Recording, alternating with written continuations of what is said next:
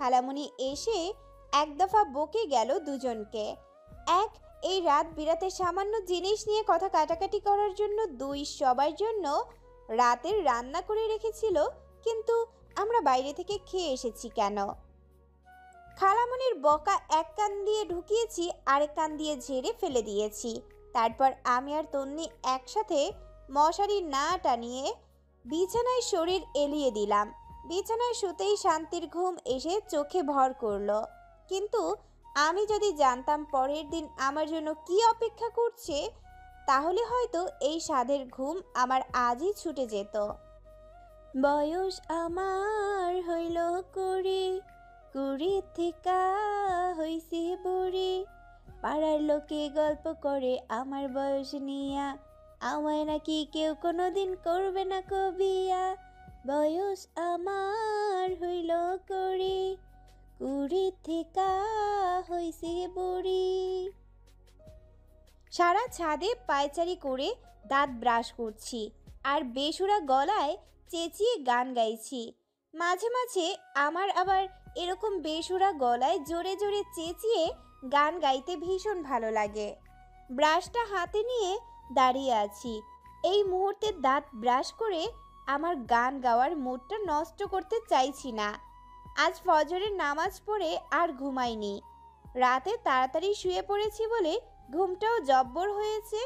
Fresh মুডে থাকায় গান গেয়ে সেটাকে আরও চাঙ্গা করে নিচ্ছি। হঠাৎ পেছন থেকে একজন আমাকে বলল, কি করো বউ?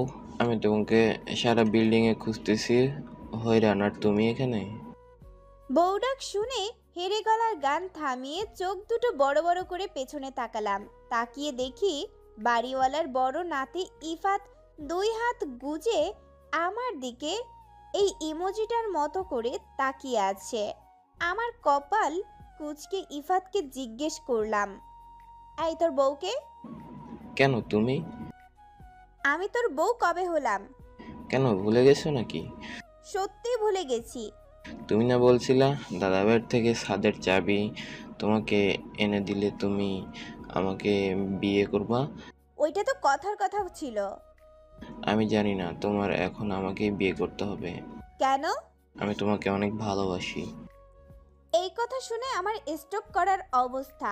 পিচ্চি ছেলে বলে কি, বয়স মাত্র 10 বছর, সে নাকি আমাকে ভালোবাসে। এই পিচ্চি পোলা অবসর থাকলেই আমার সাথে আঠার মতো লেগে থাকবে। কয়দিন ধরে ওর মায়ের কাছে বায়না ধরেছে আমাকে ছাড়া নাকি বাঁচবে না, বিয়ে করলে আমাকেই করবে। এতদিন শুধু আই লাভ ইউ করতো। সেদিন ছাদের চাবির জন্য পটিয়েছিলাম। সকালের দিকে যেদিন তাড়াতাড়ি উঠে যাই সেদিন আমি ছাদে আসি। তাই ওকে বলেছিলাম ওর দাদার থেকে চাবি নিয়ে আসতে। তখন এই পিচ্চি পোলা একটা আজব শর্ত জুড়ে দিল। বলে কিনা আমি যদি ওকে বিয়ে করি তাহলে আমাকে চাবি এনে দিবে। তখন বিষয়টাকে দুষ্টমি ধরে আমিও বলেছিলাম ওকে বিয়ে করতে রাজি। তারপর যে এত কাণ্ড হয়ে যাবে তা যদি জানতাম তাহলে এই বাচ্চা ছেলের থেকে 10 হাত দূরে থাকতাম। আমাকে চুপ করে থাকতে দেখে ইফাত আবারও জিজ্ঞেস করলো, তুমি আমাকে বিয়ে করবা না? আমি স্ট্যাচু হয়ে দাঁড়িয়ে আছি, মনে হচ্ছে কেউ আমার বাক শক্তি কেড়ে নিয়েছে। আমি চোখ দুটো উল্টে 2 হাত কোমরে রেখে বললাম, আমি তোর কয় বছরের বড় তা কি তুই জানিস? সঠিক সময়ে বিয়ে হলে তোর সমান একটা ছেলে থাকতো আমার, কিন্তু আমার বাবা মা আমাকে বুড়ি বানাচ্ছে, তাই তো মনের দুঃখে গান গাইতেছি। কথাগুলো বলে জোরে চেঁচিয়ে আবার গান গাইতে শুরু করলাম। বয়স আমার হইল কুড়ি, কুড়ি থেকে হইছে বুড়ি। পুরো গান আর গাইতে দিল না। তার আগেই ছাদের দরজায় দাঁড়িয়ে তন্নি 2 হাত কানে দিয়ে চিৎকার করে বলল, চুপ করো নৌভাবু, আমাকে অজ্ঞান করার ধান্দায় আছো নাকি? এই গান খোলা আকাশের নিচে গাইও না। আমি চোখ দুটো ছোট ছোট করে জিজ্ঞেস করলাম, কেন? তাহলে যে কাক তাদের দলের সদস্য মনে করে তোমাকে নিয়ে যাবে। তন্নি রে, আজ তোর খবর আছে। আমি দৌড়ে ওর কাছে যাওয়ার আগেই সিঁড়ি বেয়ে নিচে নেমে গেল। আমি আবার ইফাতের সামনে এসে দাঁড়ালাম। কাট কাট গলায় বললাম, তোর মায়ের কাছে বিচার দিতে হবে। বাচ্চা পোলাপাইন পেকে গেছে, তোরে যেন সামলে রাখে। তুমিও মিলাই নিও, আমি ছাড়া কিভাবে তুমি আর কারো হতে পারবা না। বউ এসে এই প্রথম বউ হলে এই ইফাদেরই হইবা। তুমি যদি আমার না হতে পারো তাহলে কারো হতে দিব না। তুমি আমার জীবন, আমি তোমারই বিয়া করুম। বুঝছি, তোর দাদারে কইতে হইব এই বাচ্চা পোলাপাইন নিয়া বাংলা ছায়াছবি দেখতে বসবেন না। আপনার নাতির উপর বাংলা মুভির বিখ্যাত ডায়লগের প্রভাব পড়ছে, যার কারণে আমারে সারাক্ষণ মুভির ডায়লগ শোনায়। ওই তোর দেখি এখনো নাক টিপলে সর্দি পড়ে। তুই আমারে কিভাবে বিয়ে করবি? হ্যাঁ, আমার তোমার ভবিষ্যতের জামাই হই, তাই সম্মান দিয়ে কথা কইব। তুমি কইরো কওকে ভালোবাসা তুমি কইতে পারো না। ওরে আমার ভালোবাসার নাগর রে, আমি 1 থেকে 5 পর্যন্ত গুনবো। এর মধ্যে যদি না যাস এখান থেকে, তাহলে তোরে কোলে কইরা ছাদের থেকে ফালাই দিমু। জানে বাঁচতে চাইলে জলদি ভাগ। 1, 2, 3। যাইতেছি, তবে মনে রাখো, একদিন তুমি বুঝবা আমি তোমার কত ভালোবাসতাম। তখন তুমি আমার লেগে কাঁদবা, কিন্তু আমারে পাইবা না। বুঝবা আমি তোমার জন্য কত পাগল ছিলাম। তোর বাংলা ছবির ডায়লগ শেষ হইছে? পড়ালেখা রেখে সারাদিন বাংলা মুভি দেখা ছুটাইতেছি তোর। 2 আনার পুচকে পোলা কথা কয় 16 আনার মতো, আবারও দাঁড়ায় রইছিস। গেলি এখান থেকে। তোরে যদি আমার আশেপাশে দেখি তাহলে সত্যি কথা, তোরে কোলে নিয়া এমন আছাড় মারমু তুই পুরা গইল্লে যাবি। একদিন বুঝবা এই ইফাত তোমার জীবনে কি ছিল। আবার আমি ঠোঁট কামড়ে রাগী ভঙ্গিতে ইফাতের দিকে তেড়ে যেতে নিলেই ইফাত ছাদের দরজা দিয়ে দৌড়ে পালালো। এই পিচ্চি পোলা দাদার সাথে বাংলা মুভি দেখতে দেখতে পেকে ঝোনা হয়ে গেছে। কি করলাম এই ব্যাঙের ছাতার জীবনে? একটা 10 বছরের পিচ্চি পোলা নাকি আমারে ছাড়া মইরা যাইব। ভাই তোমরা কেউ বিষ খাও, আমি মইরা যাই। আজ সকাল সকাল তায়াং ভাইয়া ও এনজিও সংস্থা একসাথে কোথায় জানি গিয়েছে। কি একটা কাজ আছে নবাব পুত্তুরদের, তাই উদ্ধার করতে গেছে। যার দরুন আমিও তন্নি রিকশায় করে কলেজে চলে এলাম। তায়াং ভাইয়া থাকলে এক টাইনে বাইকে করে দিয়ে যেত। কলেজে এসে শুনলাম রাতে নাকি আর কনসার্ট হয়নি, মারামারির রেশ ধরে সব ভণ্ডুল হয়ে গেছে। এতে একটু খুশি হলাম, কেউ কনসার্ট দেখতে পারেনি তার জন্য। গতকালের মারামারির আজ বিচার হবে। একজনের মুখে শুনতে পেলাম ছাত্রদলের নেতারা নিজেদের মধ্যেই মারামারি করেছে, তার জন্য কলেজ কর্তৃপক্ষ বিচার ডেকেছে। তাতে আমার কি? আমি এই ভেজালে নেই। এসব থেকে যতদূর সম্ভব আমি দূরে থাকি। কোনো দিকে না তাকিয়ে ক্লাসে চলে গেলাম। গতকাল কনসার্ট ছিল, কোথায় আজ বন্ধ দিবে তা না করে কলেজ করতে হচ্ছে, যার কারণে হেব্বি বিরক্ত আমি। ক্লাসে ঢুকতেই চিকনা চাকনা দেশি মুরগির মতো দেখতে একটা মেয়ে দৌড়ে এসে আমাকে জড়িয়ে ধরলো। তারপর পিঠে চাপড় দিতে দিতে বলল, এতক্ষণেই তোমার আসার সময় হলো? এই চিকনা চাকনা দেশি মুরগিটা হলো আমার কলিজার টুকরো বান্ধবী শারমিন। এত বড় নাম ডাকতে আমার কষ্ট লাগে বলে আমি শারু বলে ডাকি। গত 2 দিনের কনসার্টে ও আসেনি। ওর বাসার থেকে রাতে আসতে দিবে না, তাছাড়া একটু অসুস্থও ছিল। আমি গাল ফুলিয়ে ওকে নিজের থেকে ছাড়িয়ে বললাম, তোকে খুব মিস করছি, তুই এলে অনেক খুশি হতাম। তুই তো জানিস আমার পরিবার কেমন। তোর তো তাও আপন ভাইয়ের মতো একটা খালাতো ভাই আছে, আমার তো কেউই নেই। একা বাসায় থেকে কি করে ছাড়বি বল? আমার নিজের বিবেকেও তো বাধে। তাই তো তোকে বেশি জোর করিনি। শারমিনের মনটা ভীষণ দেখে আমারও খারাপ লাগলো, তাই আমি কথা পাল্টানোর জন্য বললাম, দেখ তো কার ভালো লাগে এসব? গত 2 দিন এত কিছু হইল, কোথায় আজ বন্ধ দিবে তা না করে আজও কলেজ খোলা। ওনারা পড়াশোনা করিয়ে আমাদের একদম বিদ্যাসাগর বানিয়ে ফেলবে। বন্ধ তো আগামীকাল। কেন? ওমা, তুই দেখছি কিছুই জানিস না। আমি 2 দিন না এসে খবর পেয়ে গেলাম, আর তুই এসেও কিচ্ছু জানিস না। তুই জানিস না আশেপাশের কোনো খবর আমি রাখি না, আমি আমার মতো থাকি। হ্যাঁ জানি। শোন, আজ বুধবার, আজ যদি বন্ধ দিত তাহলে আগামীকাল আবার কলেজে আসতে হতো। তাই আগামীকাল বন্ধ দিবে আর আজ খোলা। এতে করে সবাই একসাথে বৃহস্পতিবার ও শুক্রবার 2 দিন বন্ধ পাবে। তাই প্রিন্সিপাল স্যার বুদ্ধি করে আজ বন্ধ দেয়নি। এটা তো সিম্পল হিসাব। ও আচ্ছা, আমার মাথায় তো এই বিষয়টা আসেনি। আসবে কি করে? সারাক্ষণ তো তোর মাথায় শয়তানি বুদ্ধিই ঘুরে। কিভাবে মানুষকে জব্দ করতে পারবি, কিভাবে ভেজাল করবি, কিভাবে তোর খালাতো ভাইকে ঝামেলায় ফেলতে পারবি, এসব নিয়ে থাকলে সিম্পল বিষয় ঢুকবে কি করে? দাঁত বের করে হাসিস না। আমি শাহরুখকে টেনে নিয়ে একসাথে বেঞ্চে বসলাম, তারপর ওকে উদ্দেশ্য করে বললাম, শোন শাহরুখ, তায়াং ভাইয়া আর আমার মধ্যে হলো টম অ্যান্ড জেরি সম্পর্ক। দুজন সুস্থির হয়ে কখনো মিলেমিশে থাকতে পারি না, ঝগড়াঝাটি লাগবেই। আমার বয়স 21 বছর আর ওর বয়স 28 বছর, অথচ আমার মনে হয় না আমরা 7 বছরের ছোট বড়, বরং আমার মনে হয় আমরা পিঠাপিঠি ভাই বোন। ও কিন্তু আমাকে তন্নির থেকে কোনো অংশে কম ভালোবাসে না। তুই হয়তো অন্য কিছু ভাবতে পারিস, কিন্তু ভাইয়া আমাকে নিজের বোনের চোখে দেখে। ওর যে আমার প্রতি বোনের ভালোবাসা আছে সেটা কখনো প্রকাশ করে না, কিন্তু আমার কিছু হলে পাগল হয়ে যায়। আমি সত্যিই ধন্য ওর মতো একটা ভাই পেয়ে, যে কোনো অংশে আমার নিজের ভাইয়ের থেকে কম না। দোয়া করি তোরা যেন সবসময় এমনই থাকতে পারিস। শুক্রিয়া। জানিস শাহরুখ কি হয়েছে? কি? না বললে জানবো কি করে?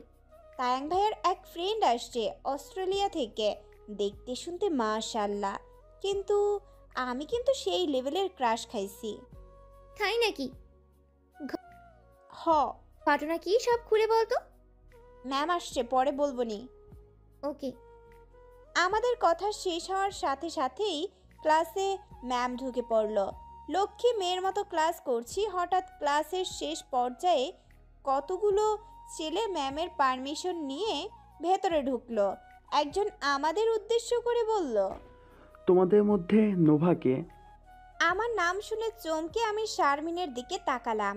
তাকিয়ে দেখি ও আগে থেকে আমার দিকে তাকিয়ে আছে। ছেলেগুলোর দিকে ভালো করে তাকিয়ে দেখলাম রৌনকের দলের। অমনি আমার হাত পা কাঁপাকাঁপি শুরু হয়ে গেল। ছেলেটা বিরক্ত মুখে আবারও জিজ্ঞেস করলো, তোমাদের মধ্যে নোভাকে বলো। আমি শারমিনের বাহুতে এক হাত ঢেকে মুখ লুকালাম, কিন্তু কাজ হলো না। এক মেয়ে আমাকে দেখিয়ে দিল। ছেলেটা আমার সামনে এসে বলল, লুকিয়ে কাজ হবে না, আমাদের সাথে চলো।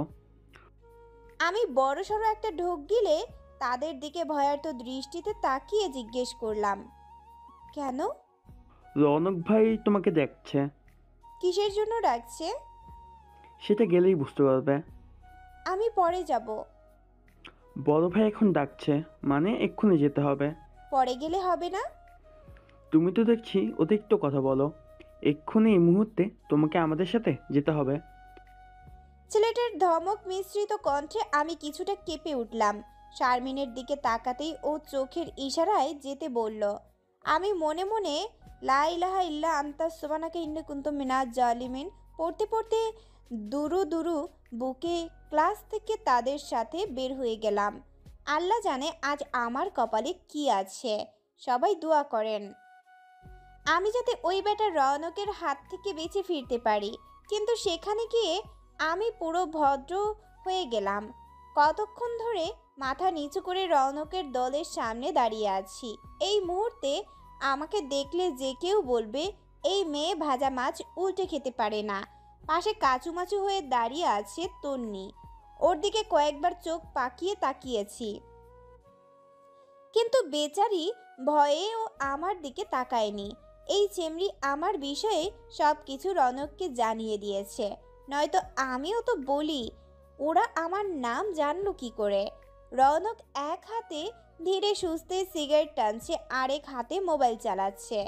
খুব সম্ভবত ফেসবুকিং করছে, কারণ ওর হাতের বুড়ো আঙুলটা উপর নিচ ওঠানামা করছে।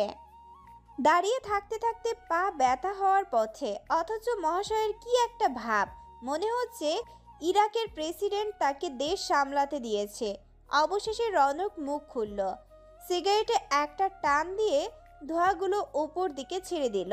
তারপর মাথা না তুলেই তখন আমাকে যে ছেলেটা ধমকি ধমকি দিয়েছে নিয়ে এলো, সেই ছেলেটাকে জিজ্ঞেস করলো, কি ব্যাপার, সমস্যা কি শাওন?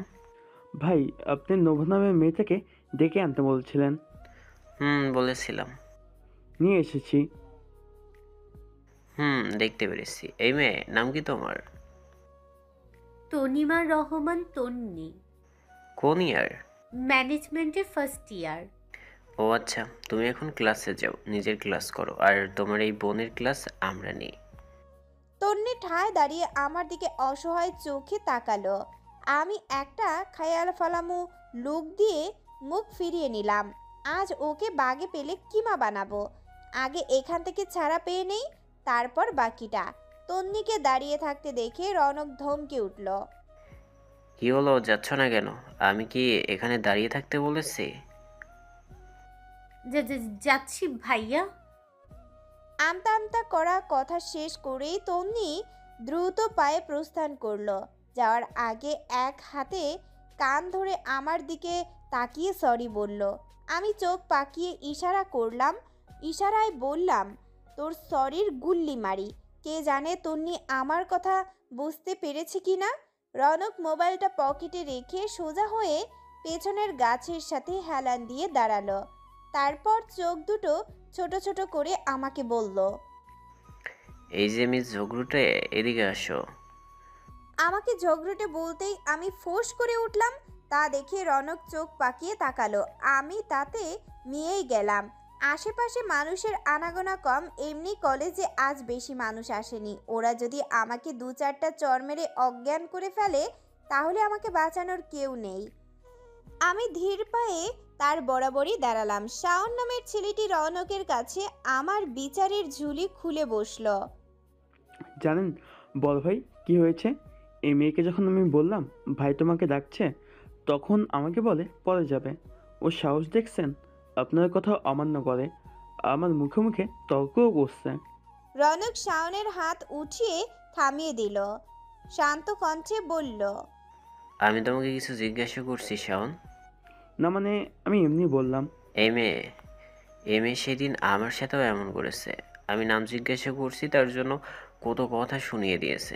তো মিস ঝগড়ুটে বাবা মা আকিকা করার ভয়ে নাম রাখেনি। তাহলে নোভা কার নাম? আমি কোনো উত্তর দিলাম না, চুপ করে এদিক সেদিক তাকিয়ে পালানোর রাস্তা খুঁজতে লাগলাম। তাতে রৌনক কিছুটা ধমকের সুরেই আমাকে বলল, এদিক সেদিক তাকিয়ে কি দেখো? আমার দিকে তাকাও। সেদিন তো মুখ দিয়ে খই উঠতেছিল, আজ মুখে বলি কথাই। সিনিয়রদের সাথে কি করে কথা বলতে হয় এটা কি তুমি জানো না? আমার ইচ্ছে করছে বেশ করে কতগুলো কড়া কথা শুনিয়ে দিতে, কিন্তু এতে হিতের বিপরীত হবে। তাই চুপ করে থাকাই শ্রেয়। আমাকে চুপ করে থাকতে দেখে শাওন তেলে বেগুনে জ্বলে উঠল। গলা ঝাঁঝিয়ে রৌনককে বলল, দেখছেন ভাই, দেখছেন আপনার সামনেও কীরকম বেয়াদবি করতেছে। আপনি শুধু একবার হুকুম দেন, এই মায়েরে এমন শায়েস্তা করবো দ্বিতীয়বার আপনার সাথে তর্ক করার সাহস করবে না। এবার আমার রাগ সপ্ত আসমানে। এই রৌনকের চামচা শাওন এবার বেশি বেশি করছে। একে তো এক ডোজ না দিলেই নয়। ভেবেছিলাম ছেড়ে দিব, কিন্তু একে আজ ছেড়ে দিলে আরও বেড়ে যাবে। ওর দিকে তাকিয়ে দেখলাম ও আমার পাশাপাশি দাঁড়িয়ে আছে। আমাদের দুজনের মাঝে এক হাতেরও কম দূরত্ব। তৎক্ষণাৎ আমার মাথায় শয়তানি বুদ্ধি এসে হানা দিলে। কিছুটা সামনে এগিয়ে গিয়ে শাওনের পায়ের মধ্যে দিলাম জোরে এক পাড়া। উঁচু গোড়ালির জুতা থাকায় পায়ে বেশ ভালোই লাগলো। শাওন চিৎকার করে উঠল। ঘটনার আকস্মিকতায় সবাই বোকা বনে গেল। কি হয়েছে বুঝতে সবার 2 মিনিট লাগলো। আর এই 2 মিনিটে আমি দিয়েছি ছুট। এখানে দাঁড়িয়ে থেকে বিপদে পড়বো নাকি? ইচ্ছে ছিল না সব ক্লাস করার, কিন্তু আজ মাসিক টিউটোরিয়াল পরীক্ষার সাজেশন দিবে, যার কারণে সবগুলো ক্লাস করতে হলো। 2:30টার অবধি ক্লাস চললো। তন্নি 1টা পর্যন্ত ক্লাস ছিল। এতক্ষণও কি করবে? তাই ওকে বাসায় চলে যেতে বলেছি। শারমিনকে রিকশায় তুলে দিয়ে আমি দাঁড়িয়ে আছি। আমার বাসা ও শারমিনের বাসা উল্টো দিকে। একটা রিকশাও পাচ্ছি না। তায়াং ভাইয়াকে যে কল করব তারও উপায় নেই। মোবাইলে ব্যালেন্স নেই। এই ভর দুপুরে ফোন ফ্লেক্সিলোডের দোকানও খোলা নেই। কথায় আছে না, বিপদ যখন আসে তখন সব দিক থেকে আসে। আমারও তাই হলো। 5 মিনিট ধরে দাঁড়িয়ে থেকেও কোনো রিকশা পেলাম না। হঠাৎ 7-8টা ছেলে কোথা থেকে এসে আমাকে গোল ঘেরা দিয়ে ফেলল। এরা রৌনকের দলের। একজনের হাতে অনেকগুলো প্র্যাকটিক্যাল খাতা। আমার সামনে এসে দাঁড়ালো রৌনক। শাওন আমার দিকে চোখ লাল করে তাকিয়ে আছে। রৌনক আমার সামনে এসে একগালে শয়তানে হাসি দিয়ে বলল, হুম, অবশেষে ঝগড়ুটা ম্যাডামের আসার সময় হলো। সে কখন থেকে তোমার জন্য ওয়েট করছে, আর তুমি এখন এলে। This is not fair. রৌনককে উদ্দেশ্য করে শাওন বলল, ভাই, এরা এখন ছাড়বেন না।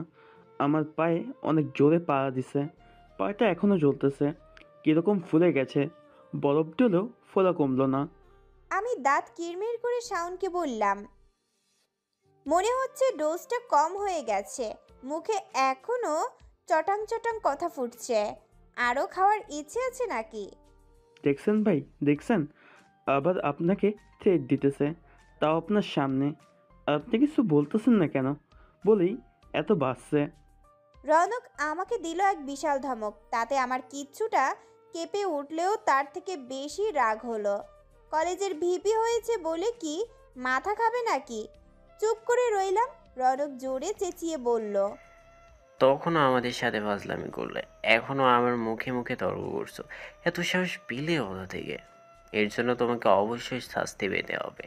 প্রথমে ভেবেছিলাম মাফ করে দিব, কিন্তু এখন আর না। তোমাকে 2টা অপশন দিচ্ছি। এক, আমার কাছে মাপ চাইবে, আর সাথে 10বার কান ধরে উঠবাস করবে। 2, এখানে 10টা প্র্যাকটিক্যাল আছে, যেগুলো তোমাকে এক রাতের মধ্যে কমপ্লিট করে আগামীকাল সকাল 10টার মধ্যে কলেজে এসে দিয়ে যেতে হবে। তো এখন কোনটা বেছে নেবে? Is your choice. আমি কড়া গলায় উত্তর দিলাম, একটাও না। যে কোনো একটা তো তোমার মেনে নিতেই হবে, নয়তো তুমি এখান থেকে আজ যেতেই পারবে না। আচ্ছা আচ্ছা, যাও, তোমার কানও ধরতে হবে না, আর আমার কাছে মাপও চাইতে হবে না। তুমি 10টা প্র্যাকটিক্যাল করে এনো, তোমার কাজ সহজ করে দিলাম। ওই দামেন, প্র্যাকটিক্যাল খাতাগুলো মিস ঝগড়ুটের হাতে তুলে দেয়। আচ্ছা ভাই। তামিম নামের ছেলেটা আমার হাতে 10টা খাতা তুলে দিল। বাপরে, এগুলো কি খাতা? আমার তো মনে হচ্ছে কেউ আমার হাতে 10 কেজি আটার বস্তা তুলে দিল। এক একটা কি মোটা মোটা। আমার এখন কান্না পাচ্ছে।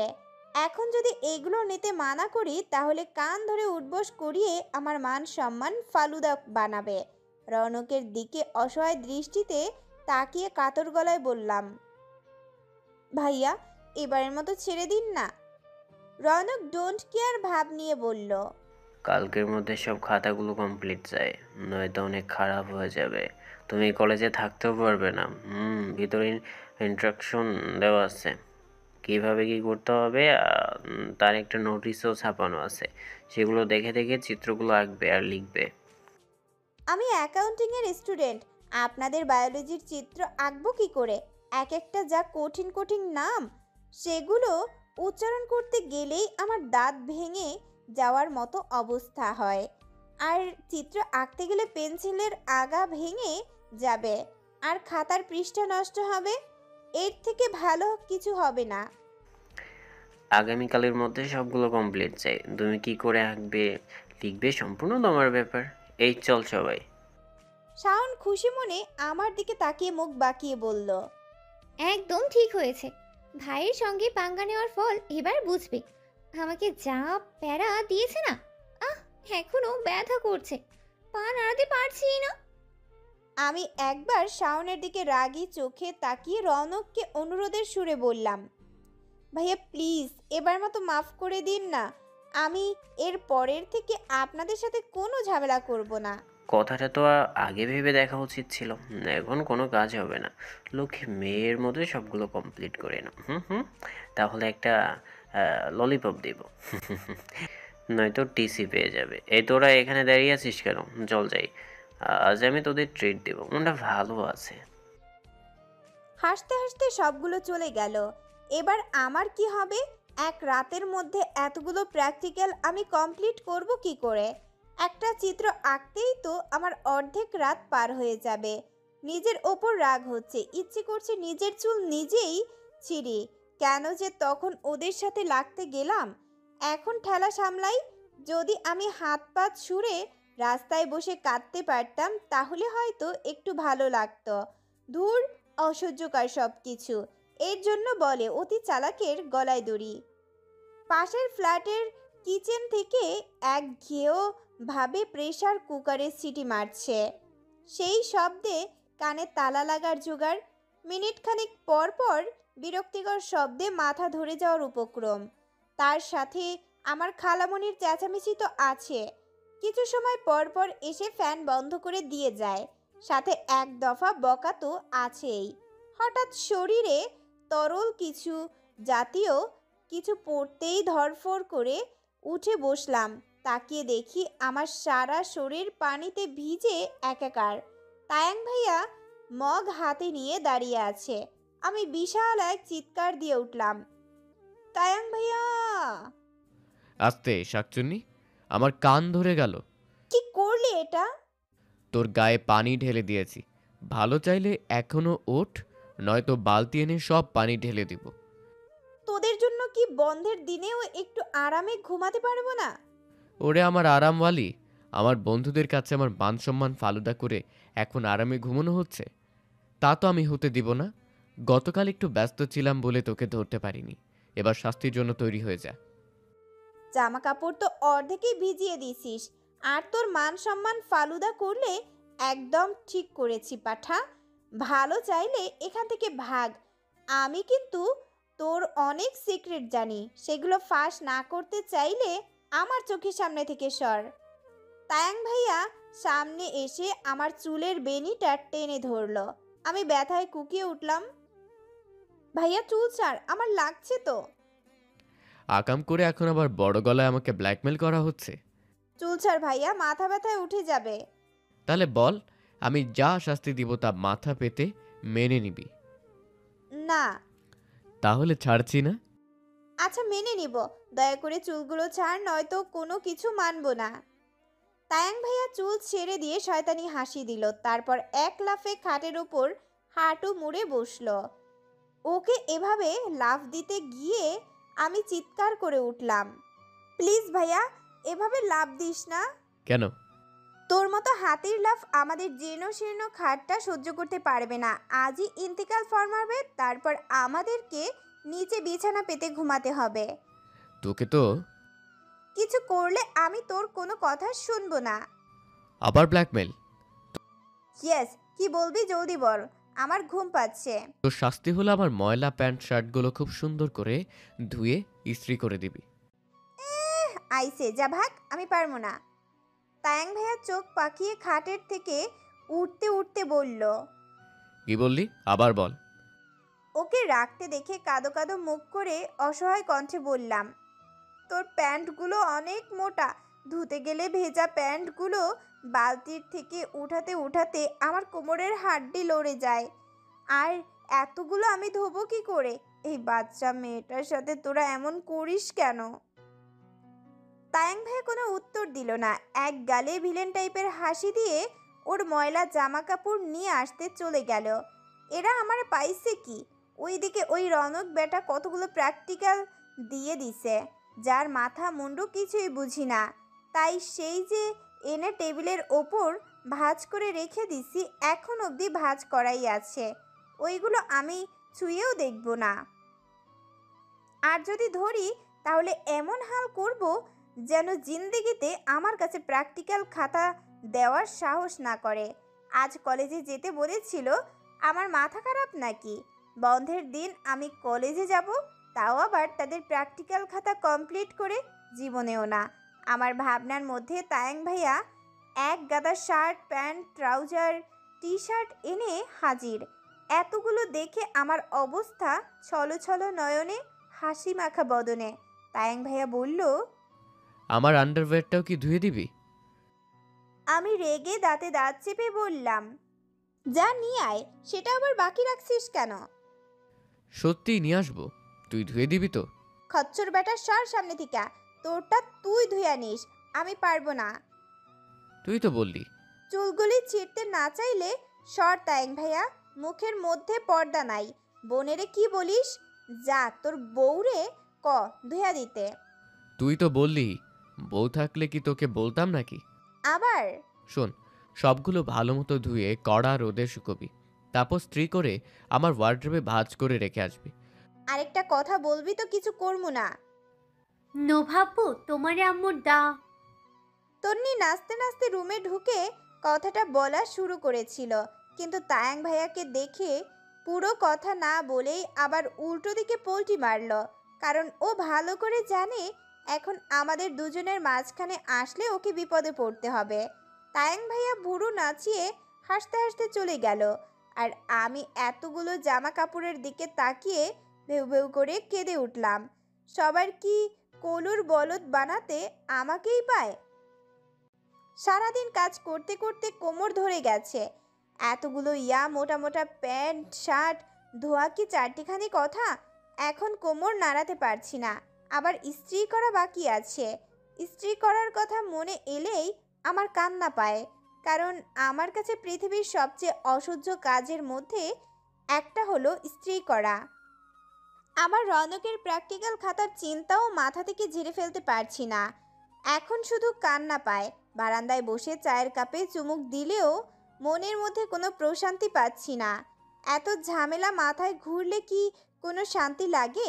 তখনই পাশের ফ্ল্যাটের বারান্দা থেকে একজন চিৎকার করে ডেকে উঠল, ভাবি। আস্তে স্যামরা, আমি বয়রা নাকি? কি করো ভাবি? ওই কিসের ভাবি? কে ভাবি? তুমি আমার ভাবি। তুমি তুমি তো আমার ইফাত ভাইয়ার একমাত্র বউ। ভাইয়া তো বাসার সবাইকে বলেছে তুমি ছাড়া আর কাউকে বিয়ে করবে না। এমনি মেজাজ সপ্তম আসমানে, তার মধ্যে এই পুচকে ছেলের কথা শুনে আরও রাগ হলো। এই ছেলের হলো ইফাতের ভাই সিফাত, মাত্র 7 বছর। বাড়িওয়ালা জমিল সাহেবের 2 ছেলে 1 মেয়ে। বড় ছেলে বাহিরে পরিবার নিয়ে সেটেল আছে। মেয়েটারে বিয়ে দিয়েছেন ভোলা জেলায়। ছোট ছেলের সাথে তারা থাকেন। ছোট ছেলের আবার 2 ছেলে, বড় ইফাত আর ছোট সিফাত। ওর আম্মু 5 মাসের প্রেগন্যান্ট, আরেকটা বাবু হবে। ইফাতের আব্বু সারাদিন নিজস্ব চালের আড়ত দেখাশোনা করে। ইফাতের আম্মু ভীষণ মিশুক মেয়ে, একটা মেয়ের আশায় 3য় সন্তান নেওয়া। কিন্তু পিচ্চি ছেলে দুটো হয়েছে বদের হাড্ডি। বড়টার থেকে ছোটটা আরও বেশি। বড়টাকে তাও ধমক ধাওয়া দিলে ভয় পায়, আর এ পুচকে তো কাউকে ভয় পায় না। 5 তলার দালানের 4 তলায় তায়াং ভাইয়ারা ভাড়া থাকে। আমাদের পাশের ফ্ল্যাটে আবার বাড়িওয়ালারা থাকে। ওহ ভাবি, কি ভাবি? এদিকে আয় বজ্জাত ছেলে, তোর কান দুটো মলে দিব। সেবার যে তোর মায়ের হাতের আচ্ছা করে পিটুনি খাওয়ালাম তা বোধহয় ভুলেই গেছিস। ভাইয়ের জন্য দুই একটু মার খেলে কিছু হয় না ভাবি। এই বিচ্ছু ছেলে, কথায় কথায় ভাবি বলবি না তো। 100 বার বলবো, 1000 বার বলবো। কি করবে? হ্যাঁ, কি করবে? আমার হাতের সামনে আয়, দেখ কি করি। কিচ্ছু করতে পারবে না। আচ্ছা বাদ দাও তো ভাবি। তোমার জন্য ভাইয়া একটা চিঠি পাঠিয়েছে। তুমি নাকি কালকে ভাইয়াকে দাওয়াত দিয়েছো, তাই তোমার সামনে আসতে ভয় পাচ্ছে, তাই তোমাকে দিয়ে পাঠিয়েছে। আমি চোখ পাকিয়ে ওর দিকে তাকালে ও কোনো গ্রাহ্য না করলো না, বরং বারান্দার গ্রিল দিয়ে হাত বাড়িয়ে আমার দিকে একটা টুকরো কাগজ ছুঁড়ে মেরে রুমে দৌড় দিল। আমি রাগ ও বিরক্তি নিয়ে কাগজটা তুলে ভাঁজ করলাম। ভেতরের লেখা পড়ে আমার অজ্ঞান হওয়ার অবস্থা। কাগজের লেখাগুলো ছিল এরকম, প্রিয়জান, আমি তোমাকে অনেক ভালোবাসি, কিন্তু তুমি আমাকে বোঝো না। তোমার জন্য আমার রাতের ঘুম হারাম হয়ে গিয়েছে। তার খবর কি রাখো তুমি? তোমাকে না পেলে আমি মরে যাব। মনে রেখো, তোমারে না পাইলে আমি বাঁচব না। তুমি এই ইফাদের না হলে আর কারো হইব না। তুমি তো আমার তোমার সামনেও যাইতে দাও না, জানো? আমার প্রবশ কষ্ট হয়। আমি তোমাকে অনেক ভালোবাসি। আব্বু আম্মুকে বলছি তোমার কথা। তুমি শীঘ্রই তোমাকে বউ করব। তুমি শুধু একটু অপেক্ষা করো। ইতি, তোমার ইফাত।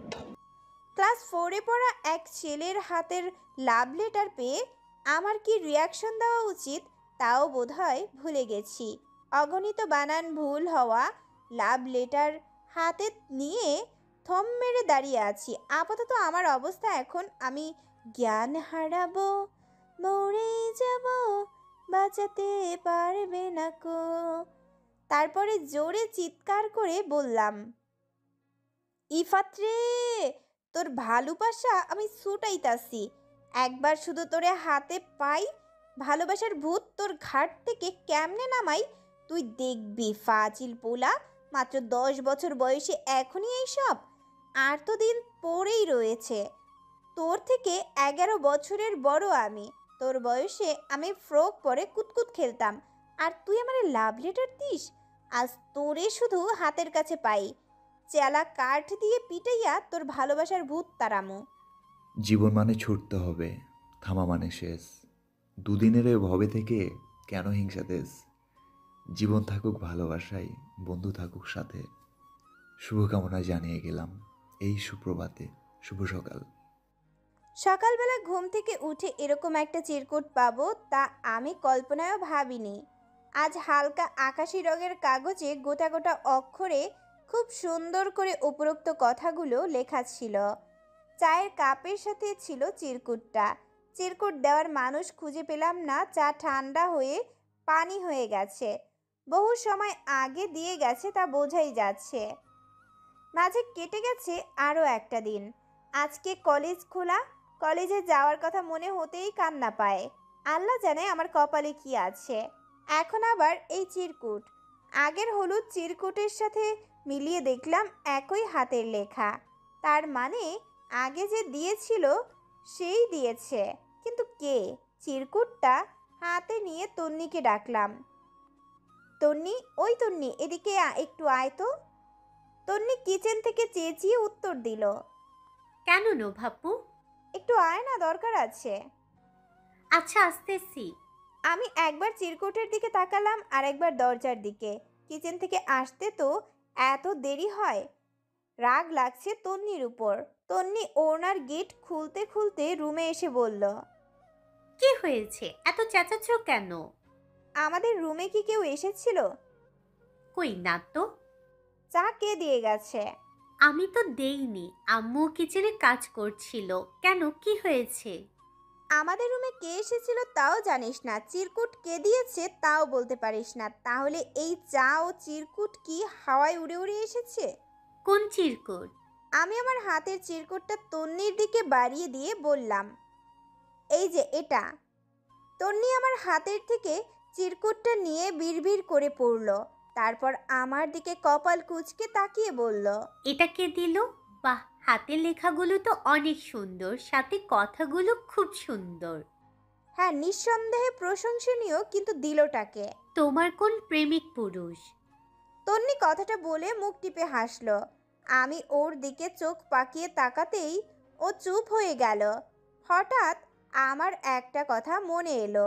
আমি খুশি চোখে তন্নিকে জিজ্ঞেস করলাম, হ্যাঁ রে তন্নি, আজ কি তায়াং ভাইয়ের কোনো ফ্রেন্ড আসছিল বাসায়? হ্যাঁ, এসেছিল তো, সকাল 8টার দিকে এসেছিল। একটু আগে ভাইয়া তাদের নিয়ে বের হয়ে গেল। কে এসেছিল? অনেকগুলো ফ্রেন্ড এসেছিল। এর মধ্যে কেউ একজন তো অবশ্যই আমার রুমে এসেছিল, আর আমি তখন ঘুমাচ্ছিলাম। সে চায়ের কাপ ও চিরকুট রেখে গিয়েছে। কে এসেছে আমি জানি না। আমি আম্মুর সাথে কিচেনে ছিলাম, তাদের জন্য চা বানিয়ে দিলাম। ভাইয়া ট্রে নিয়ে তার বন্ধুদের দিয়েছে। তুমি ঘুমিয়ে আছো বলে আমি চা দিয়ে যাইনি। তোমাকে চা দেওয়া মানে চা নষ্ট হওয়া, তাই। অপমানস। যা সত্যি তাই বলছি। হয়েছে আমার সত্যবাদী বইন, কথা কম বলে জলদি রেডি হ। আজকে যে কলেজ আছে তা কি তুই ভুলে গেছিস? তোর যদি রেডি হতে দেরি হয় তাহলে আমি তোকে রেখেই চলে যাব। কি বললে? আবার বলো তো। প্রত্যেকদিন কে দেরি করে? আমি রেডি হয়ে বসে থাকি, কিন্তু তোমার তৈরি হতে হতে ক্লাসে দেরি হয়ে যায়। আর আমাকে বলা হচ্ছে আমার দেরি হলে আমাকে রেখে চলে যাবে। নিজে যে লেট লতিফা তা কেন বলছো না? আমিও দেখব আজকে কার দেরি হয়। ওই চুপ থাক, যা তৈরি হতে যা, বেশি কথা বলে। তন্নির মাথায় একটা চাপড় মেরে ওয়ার্ড্রোব থেকে জামাকাপড় বের করে দৌড়ে ওয়াশরুমে চলে গেলাম। তন্নি রুমের থেকে নোভা আপু বলে একটা চিৎকার দিল। কারণটা হলো আমি ওর ওয়ার্ড্রোবের জামাকাপড় ইচ্ছে করে ওলট পালট করে এসেছি। আমাকে লেট লতিফা বলার শাস্তি এটা। কলেজ গেট দিয়ে ঢুকেই আমি রৌনকদের খুঁজতে আরম্ভ করলাম। গতকাল রাতে প্র্যাকটিক্যাল খাতা নিয়ে বসেছিলাম। 1 ঘন্টায় আমার প্র্যাকটিক্যাল কমপ্লিট। এত সুন্দর করে এক একটা চিত্র এঁকেছি যে জীবনেও আর আমাকে প্র্যাকটিক্যাল খাতা দেওয়ার নাম নিবে না। ওদের হাত থেকে কি করে বাঁচবো তার শয়তানি বুদ্ধিও জমিয়ে ফেলেছি। এখন শুধু আমার প্ল্যান মোতাবেক কাজ করলেই হলো। রৌনককে বেশি সময় খুঁজতে হলো না। কিছু দূর গিয়ে দেখলাম রৌনক তার দলবল নিয়ে শহীদ মিনারের পাশে বসে আছে। আমি গুটি গুটি পায়ে সেদিকে এগিয়ে গেলাম। হাত দুটো ব্যথা হয়ে গেছে। 5টা তন্নির হাতে ধরিয়ে দিয়েছি আর 5টা আমার হাতে। তাদের সামনে গিয়ে দাঁড়ালাম। তারা সবাই মিলে আড্ডা দিচ্ছে। আমাকে দেখে সাউন্ড চেঁচিয়ে রৌনককে বলে উঠল, বড় ভাই দেখেন, 2 দিন পর খাতা নিয়ে হাজির হয়েছে। আব্বারও আপনার কথা শুনেনি। রৌনক চোখ দুটো ছোট ছোট করে আমার দিকে তাকালো। আমি 32 পাটি দাঁত দেখিয়ে একটা হাসি দিলাম, কিন্তু ব্যাটার রৌনককে বোধহয় ইমপ্রেস করতে পারলাম না। গম্ভীর গলায় আমাকে রৌনক বলল, তোমার খাতাগুলো বৃহস্পতিবার সকাল 10টায় কলেজে এসে দিয়ে যেতে বলেছিলাম, কিন্তু তুমি তা না করে শনিবার এসেছো। আমি জানতাম এমন প্রশ্নের সম্মুখীন হব, তাই তার কথার তোয়াক্কা না করে ডোন্ট কেয়ার ভাব নিয়ে বললাম, বৃহস্পতিবার বন্ধ ছিল। আমি বন্ধের দিন কলেজে কেন আসব? আর আমি খবর নিয়ে জানতে পেরেছি আপনাদের খাতা জমা দেওয়ার লাস্ট ডেট আগামীকাল, তাই আসিনি। আমার এমন খামখেয়ালি কথায় রৌনক না রাগলেও সাথের সাঙ্গপাঙ্গরা রেগে গেল। একটা ছেলে আমাকে ধমকে বলে উঠল, তুমি তো দেখছি বড্ড বেশি বুঝো। ভাইয়ের সাথে একের পর এক বেয়াদবি করে যাচ্ছ। সিনিয়রকে কি করে সম্মান করতে হয় তা কি তুমি জানো না? তোমার বাবা মা কি কোনো শিক্ষা দেয়নি তোমাকে? বাবা মা তুলে কথা বলায় আমার রাগ উঠে গেল। রেগে বললাম, খবরদার বাবা মা তুলে কথা বলবেন না, তাহলে কিন্তু অনেক খারাপ হয়ে যাবে। আর সম্মান অর্জন করে নিতে হয়, চেয়ে পাওয়া যায় না। আপনারা জুনিয়রদের হেনস্থা করবেন আর জুনিয়ররা আপনাদের সম্মান করবে, এমনটা ভাবলেন কি করে? আমার রাগ দেখে রৌনক চুপচাপ দাঁড়িয়ে রইল, কোনো কথা বলল না। পাশের থেকে তন্নি ফিস করে আমাকে বলল, নোভাপু চুপ হয়ে যাও। কি শুরু করেছো? ওদের সাথে ঝামেলা করো না, পরে বিপদে পড়তে হবে। তুই চুপ থাক। এরা পেয়েছেটা কি? এদের আমি ভয় পাই না। এরা কি আর করবে? পারবে তো শুধু এই কলেজ থেকে বের করে দিতে। বের করে দিলে দিক, যেই কলেজের ভিপি এমন সেই কলেজে পড়ার থেকে না পড়াই ভালো। আমার কথা শেষ হওয়ার আগেই একটা থাপ্পড়ের শব্দে সবাই স্তব্ধ হয়ে গেল। আমি ভেবেছিলাম থাপ্পড়টা আমার গালে পড়েছে, তাই গালে হাত দিয়ে রেখেছিলাম। কিন্তু পিট করে তাকিয়ে দেখি তখন যে ছেলেটা আমাকে বাবা মা তুলে কথা বলেছিল সে গালে হাত দিয়ে দাঁড়িয়ে আছে আর রৌনক রাগে ফুঁসছে। রৌনক ওই ছেলেটাকে থাপ্পড় মেরেছে। রৌনক 2 হাত কোমরে রেখে রাগে ফোঁস করতে করতে ছেলেটাকে বলল, আমি যে এখানে আছি তা কি তুই দেখছিস মাহিম? থাপ্পড় খাওয়া ছেলেটার নাম হলো মাহিম। মাহিম গালে হাত দিয়ে মাথা নিচু করে বলল, হ্যাঁ ভাই। তাহলে আমি থাকতে তুই এসব ব্যাপারে কথা বলার সাহস কোথা থেকে পাস?